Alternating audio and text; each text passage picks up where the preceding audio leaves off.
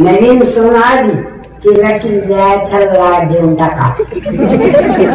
आल्या आल्या मलाच तर सून तुमची माहेरला जाणार नाही. मी अनुभवाने सांगतो 40 वर्ष झालं माझी बायको माहेरला जात नाही. तिकडे खराटा फिरलाय म्हणून मी बायकोला सांभाळच तेवढं. म्हणून भक्ती सांभाळा आणि मंडळी सांभाळा.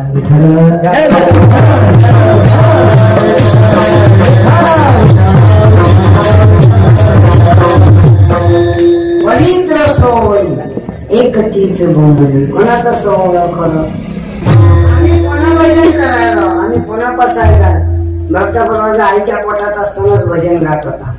कळला. आम्ही नंतर भजन आईच्या गर्भात असताना दोघांनीच बुडली बघा. सुभद्रेचा मुलगा अभिमन्यू आणि काय तुझा मुलगा भक्त प्रल्हाद.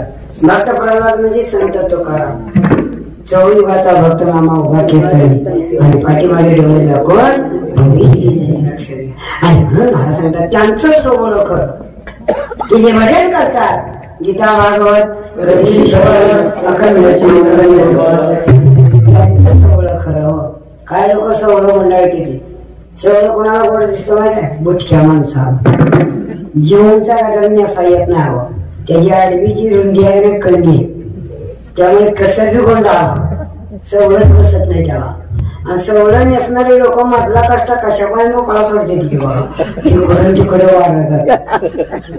तसं सवळं नेसणारा माणूस पोटी वाचायला गेला. ज्याच्या घरी गेला तिथं पंखा चालू होता. त्या काळात होती जाऊन 4 माणसाची लाडकी पिती त्यातल्या पिण्याने टाकली काष्ट्यात मोठी आणि बसलं पाटावर. तसंच रेशमी सवळा असल्यामुळे त्याच्या नाक्या निघाल्या. बसलं मांजर त्याच्या ठराविक भागात वडबडल्या.